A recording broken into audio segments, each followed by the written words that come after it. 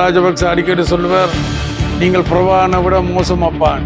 சமீப காலமாக ஏபிடிபி மீதான அவதூறுகள் தொடர்பாக அண்மை காலமாக சமூக வலைதளங்களில் வீண் பழி சுமத்தல்கள் அப்படியான விமர்சனங்கள் செய்து வருகிறார்கள். இதற்கான காரணம் என்னென்ன பாட்டுகள் பாடினார்களோ அந்த பாட்டை முன்னிறுத்தி இந்த மக்களுக்கு இவ்வாறான பிரச்சனைகள் இருக்குது, அதுக்கு தீர்வு காண வேணும் என்று சொல்லி அவர்களால் அதை முன்னெடுக்க வேண்டும்.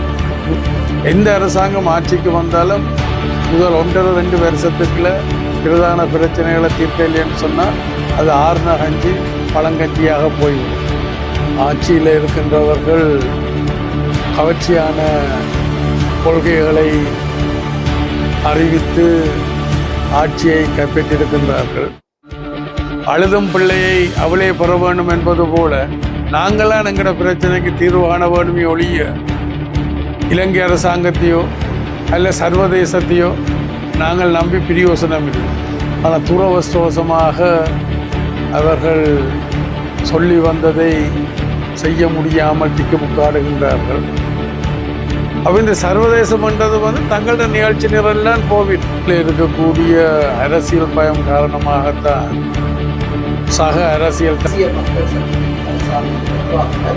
வடக்கிலும் சரி தெற்கிலும் சரி பல்வேறுபட்ட விமர்சனங்களை முன்வைக்கப்பட்டு வருகிறது. அறிக்கை என்ன விட்டிருக்கிறார்? இலங்கை அரசாங்கமும் இலங்கை ஆயுத படைகளும் புலிகளும் தான் இதுக்கு பதில் சொல்ல வேணும்.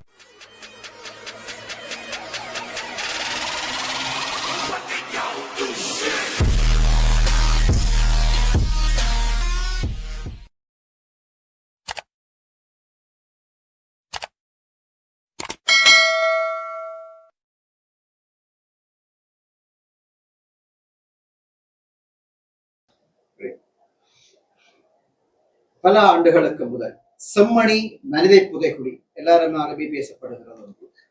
தற்போது கொஞ்சம் பரவலாக பேசிக் கொண்டிருக்கிறார்கள் செம்மணி மனிதை புதைக்குடி. உங்களுக்கு தெரியும், கடைசியாக ஒருவரை சப்பானை கொட்டிக்கொண்டு இருத்தி அவரது மண்டையோடுகளை உடைத்து அப்படியே புதைத்து இருக்கிறார்கள். அந்த மண்டையோடு எலும்புக்கூடுகளை ஆதாரபூர்வமாக எடுத்திருக்கிறார்கள். அதற்கு பிற்பாடு அண்மையிலே ஐரோப்பிய ஒன்றியத்தின் பிரதிநிதி ஒரு குழு ஒன்று விஜயம் ஒன்றை மேற்கொண்டிருக்கின்றது. இது தொடர்பாக டக்ளஸ் தேவானந்தா அவர்களுடைய கருத்து என்ன?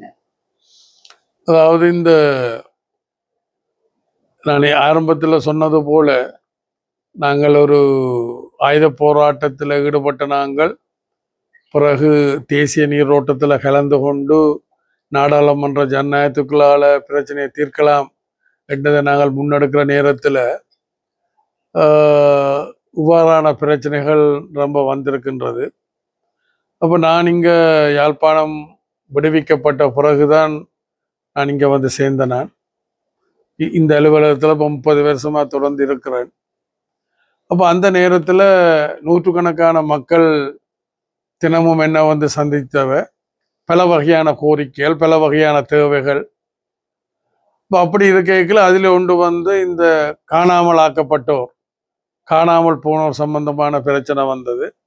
நாங்கள்லாம் முதல்ல இந்த காணாமல் போனோர் உறவினருடைய சங்கம் ஒன்றை அமைத்து கிட்டத்தட்ட 600 பேருடைய பெயர்களை திரட்டி ஒரு பட்டியலிட்டு சர்வதேச மனித உரிமைகளுக்கும் நாடாளுமன்றத்திற்கும் அன்றைக்கு ஜனாதிபதியாக இருந்த சந்திரிகா பண்டாநாயக்கா குமாரதுங்கவுக்கும் நாங்கள் அதை கொடுத்து அப்புறம் இங்கிருந்து ஒரு விசேட விமானம் மூலம் அந்த பிரதிநிதிகளை கொழும்புக்கு அழைத்து சென்று அவரை சந்திக்க வைத்தது. உங்களுக்கு தெரியும், இப்போ ஒருத்தர் பிடிபட்டிருக்கிறார். என்ன பேர்? ராஜபக்சவா, சோமரத்ன ராஜபக்ச என்றதும் அந்த எங்களுடைய அந்த செயல்பாட்டினுடைய ஒரு அங்கமாகத்தான் அவர் கைது செய்யப்பட்டிருக்கிறார். அப்போ அவர் கூட சொல்லியிருக்கிறார், இராணுவம் செய்தாண்டான்னு சொல்லியிருக்கிறார் ஒழிய அதில் வேற யாரையும் அவர் சம்மந்தப்படுத்தினாதான் இதுவரை இல்லை, இராணுவம் செய்தான்னு சொல்லியிருக்கிறார். அப்போ எங்களை பொறுத்த வகையில் உண்மை கண்டறியப்பட வேணும். அப்போ நாங்கள் அந்த காணாமல் போன உறவுகளுடைய சங்கத்தை அமைத்ததுக்கு காரணம் என்னென்றால், முதலாவது காரணம் காணாமல் போனவர்களுக்கு என்ன நடந்தது, தேடி கண்டுபிடிக்கப்பட வேணுமென்றது உண்டு. ரெண்டாவது வந்து பாதிக்கப்பட்டார்களுக்கு பரிகாரம் காணப்பட வேணுமென்றது ரெண்டாவது. மூன்றாவது இனிமேல் எதிர்காலத்தில் இப்படி நடக்காமல் இருக்க வேணும் என்றதையும் தான் நாங்கள் முன்வச்சு அதை செய்து முடிச்ச நாங்கள் கணிசமான அளவு செய்திருக்கிறோம். ஆனால் இந்த கரையான் புத்தெடுக்க கருணாகம் குடிகொண்டது போல சக அரசியல் கட்சிகள் அதை தங்களுடைய கையில எடுத்து இன்றைக்கு அதை தீரா பிரச்சனை ஆக்கியிருக்கணும். அப்ப செம்மணியை பொறுத்து செம்மணி மாத்திரம் இல்லை, அதே மாதிரி கணக்கு இருக்கலாம். அப்ப எல்லா இடங்களும் சில வேளை இந்த பழச கிளறினால் நாற்றம் அடிக்கும் என்று சொன்னது போல நாங்கள் 83ஆம் ஆண்டுல இருந்து நடந்ததுக்கு போகலாம்.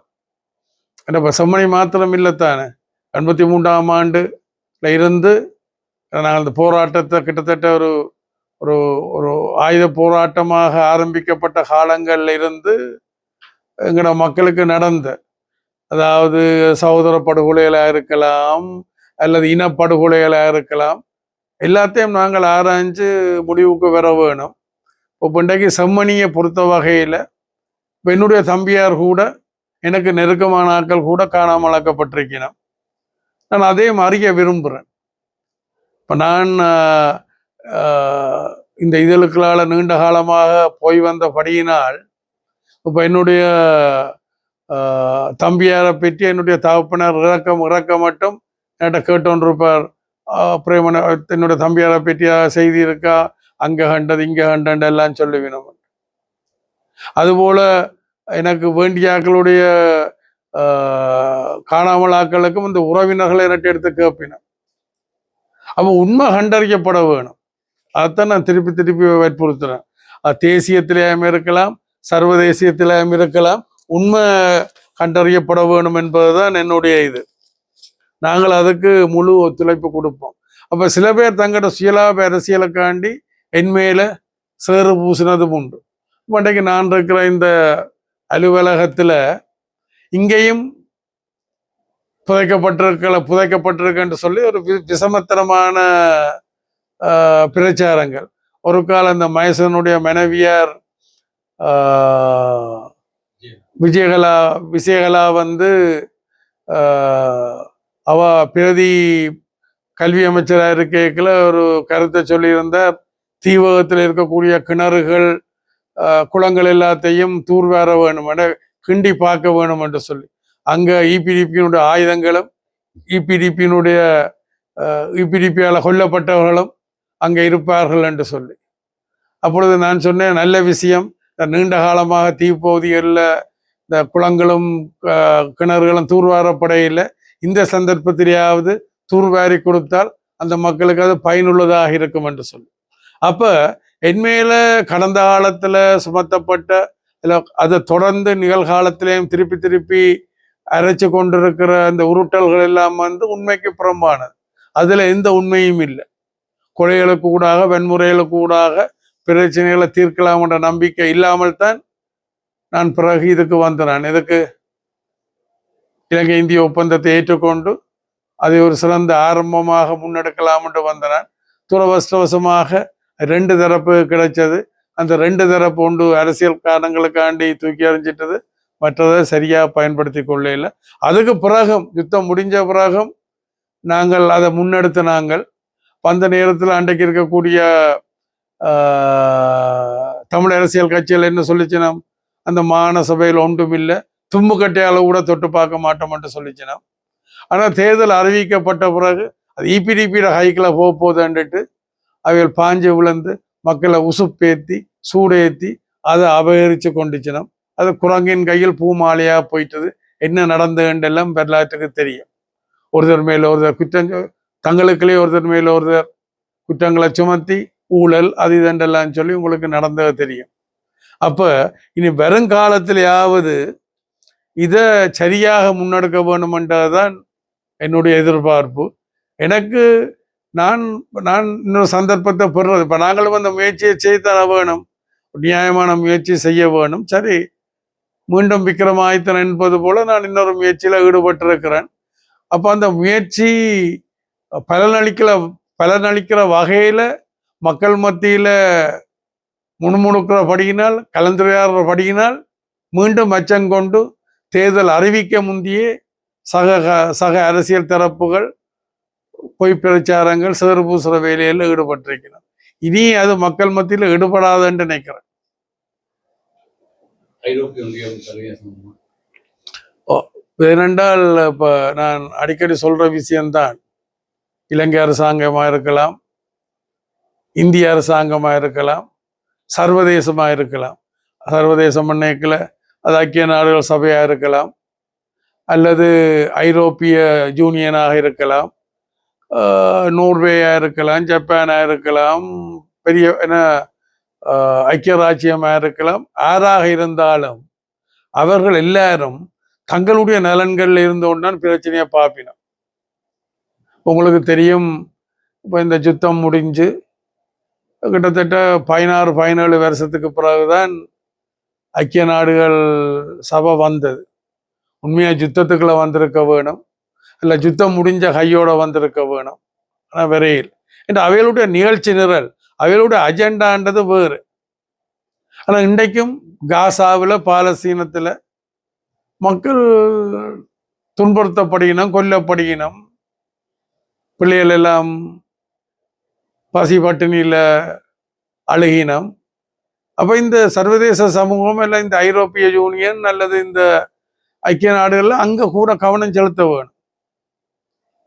அதுக்காண்டி இங்கே கவனம் செலுத்தக்கூடாதுன்ற அல்ல. சரி, வந்த வகையில் வரவேற்கிறோம். அப்போ அவைகளும் உண்மையை கண்டறியறதுக்கு முழு முயற்சி பண்ண வேணும். இப்போ அழைத்தவர்களுடைய உள்நோக்கம் வேறையா இருந்திருக்கலாம். ஆனால் அந்த அவர் போய் இந்த ஐக்கிய நாடுகள் சபை, ஐக்கிய நாடுகளுடைய மனித உரிமை ஆணையாளர் இங்கே வந்தவர், நல்ல விஷயம். அவர் போய் என்ன சொல்லியிருக்கிறார், அறிக்கை என்ன விட்டிருக்கிறார், இலங்கை அரசாங்கமும் இலங்கை ஆயுத படைகளும் புலிகளும் தான் இதுக்கு பதில் சொல்ல வேணும் என்று சொல்லியிருக்கிறார்.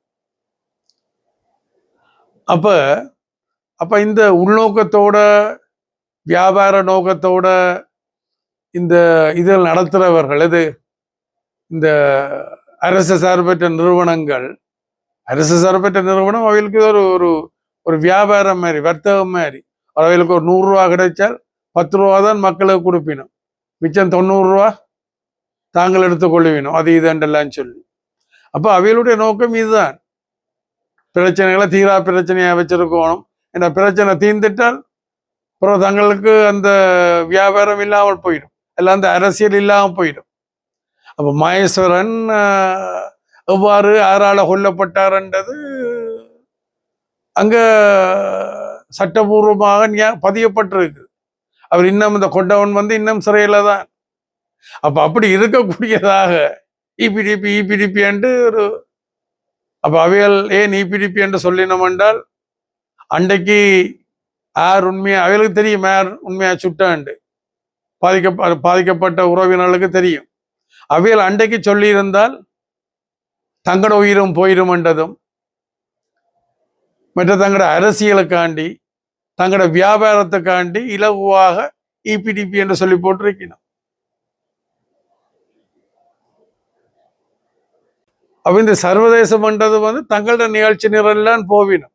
நாங்கள்லாம் எங்கட நலன்களை முன்னிறுத்தி எங்கட பிரச்சனைகளை அதுக்களால முன்னெடுத்து தீர்க்க வேணுமென்றதைத்தான் நான் அண்டையிலிருந்து இன்று வரை சொல்லி வந்திருக்கிறேன்.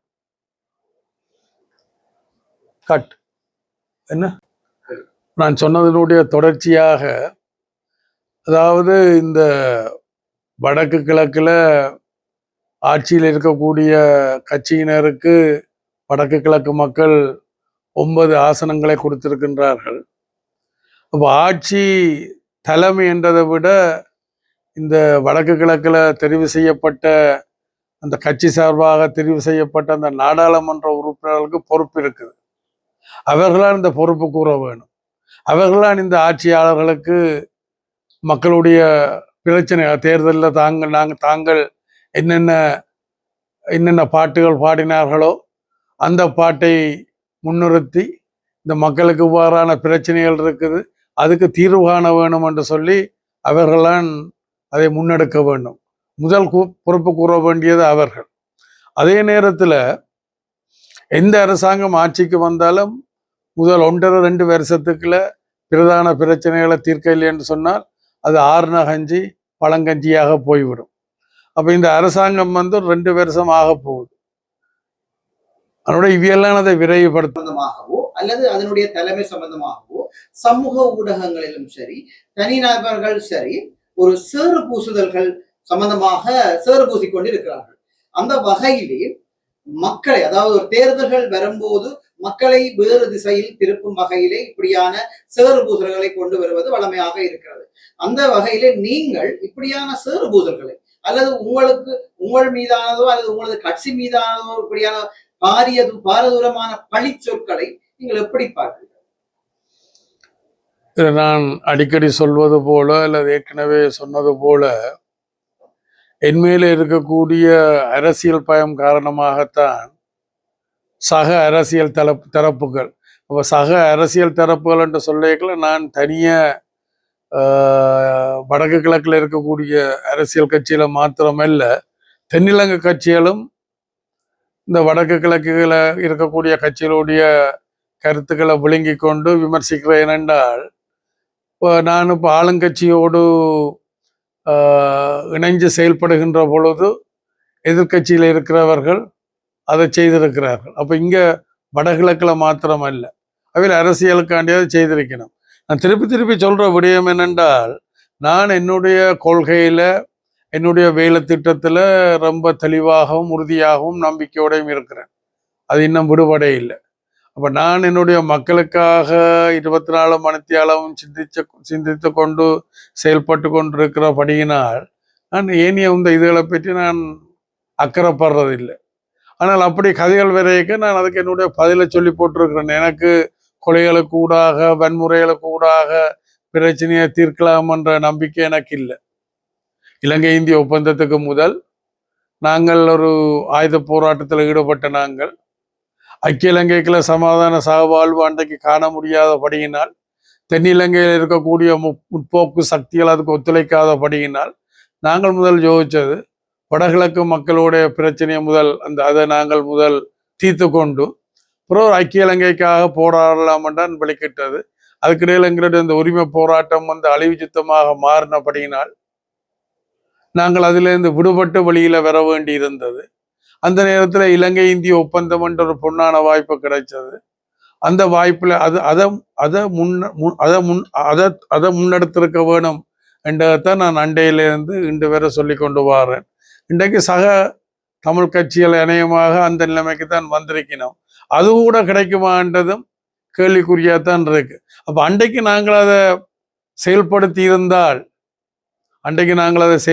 இருந்தால் இன்றைக்கு நடைமுறையிலேயே சுயநிர்ணய உரிமையை பெற்றிருக்கலாம்னு நான் நம்புறேன். என்னால் அதை செய்திருக்க முடியும். அப்ப எனக்கு மக்கள்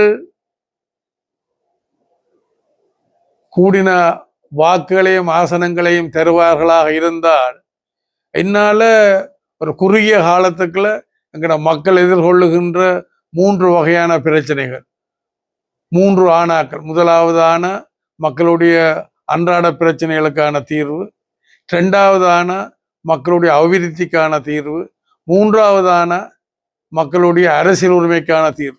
இந்த 3 தளங்கள்லையும் நாங்கள் ரொம்ப கணிசமான பங்கெடுத்திருக்கிறோம். அப்போ விரலுக்கு தக்கின வீக்கம் என்ற வகையில் எங்களோட அரசியல் பலத்துக்கு ஏற்ற வகையில தான் எங்களால் செயல்படக்கூடிய மாதிரி இருக்குது. அவருடைய வர இருக்கிற சந்தர்ப்பத்தில் என்னுடைய மக்கள் எனக்கு கணிசமான வாக்குகள், கணிசமான ஆசனங்கள். இன்றைக்கு நீங்கள் ஜேவிபி எடுத்துக்கொண்டால் வடகிழக்கில் அவைகளுக்கு 8 ஆசனங்கள், 8 9 ஆசனங்கள். அதுபோல தமிழர் விடுதலை கூட்டணி தமிழரசு கட்சி எடுத்துக்கொண்டால் அவைகளுக்கும் 8-9 ஆசனங்கள். நான் அவ்வளவு கூட நான் எதிர்பார்க்கல. எனக்கு ஒரு 4-5 ஆசனங்களை தந்தால் நான் எதை சொன்னானோ அதை செய்திருப்பேன். அதற்கான முயற்சி மீண்டும் விக்ரமாதித்தன் என்பது போல நான் திருப்பியும் ஒரு முயற்சியில் ஈடுபட்டிருக்கிறேன். அந்த முயற்சி வெல்லுமாக இருந்தால் அது என்னுடைய மக்களுக்கான நன்மையாக அமையும். அது தோக்குமாக இருந்தால் அது மக்களுக்கான தோல்வியாகத்தான் அது இருக்கும்.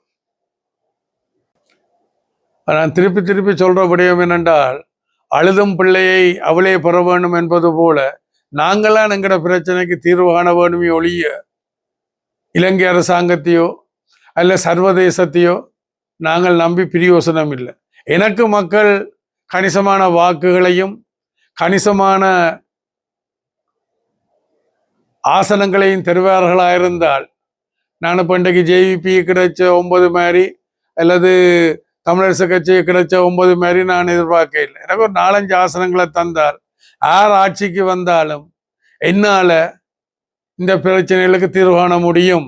கடந்த காலத்தில் நாங்களே செய்திருக்கிறோம். சந்திரியா காலகட்டத்தில் ஒரு அற்புதமான தீர்வு திட்டத்தை கொண்டு வந்ததில் எங்களுக்கும் பங்கு இருக்குது. அப்படி கன விடயங்களை நான் சொல்லலாம். கன விடயங்களுக்கு நாங்கள் தீர்வு கொண்டிருக்கிறோம். விரலுக்கு தக்கின வீக்கம் போலவும் எங்களுடைய அந்த அதாவது இப்போ உங்களுக்கு இவர் மஹிந்த ராஜபக்ச அடிக்கடி சொல்லுவார், நீங்கள் பிரபாகரனை விட மோசமாப்பான். ஏன்னா அந்த அளவுக்கு நாங்கள் எங்களுடைய கொள்கையில் மக்களுடைய பிரச்சனைகளை தீர்க்கிறதுல காட்டின அந்த அக்கறை, அந்த தீவிரம் தான் அவர் அதை சொல்றதுக்கு காரணமாக இருந்திருக்க ஒழிய வேற ஒன்றும் இல்லை. நடப்பாண்டிலே ஆட்சி செய்து கொண்டிருக்கின்ற தேசிய மக்கள் சக்தி அரசாங்கம் தொடர்பாக வடக்கிலும் சரி தெற்கிலும் சரி பல்வேறுபட்ட விமர்சனங்களை முன்வைக்கப்பட்டு வருகின்றன. இதை நீங்கள் எப்படி கருதுகிறீர்கள்? இன்றைக்கு ஆட்சியில் இருக்கின்றவர்கள் கவர்ச்சியான கொள்கைகளை அறிவித்து ஆட்சியை கைப்பற்றியிருக்கின்றார்கள். ஆனால் துரவஷ்டவசமாக அவர்கள் சொல்லி வந்ததை செய்ய முடியாமல் திக்குமுக்காடுகின்றார்கள். இருந்தாலும் இன்னும் கொஞ்சம் பொறுத்திருக்க வேண்டும் என்று நான் நினைக்கின்றேன்.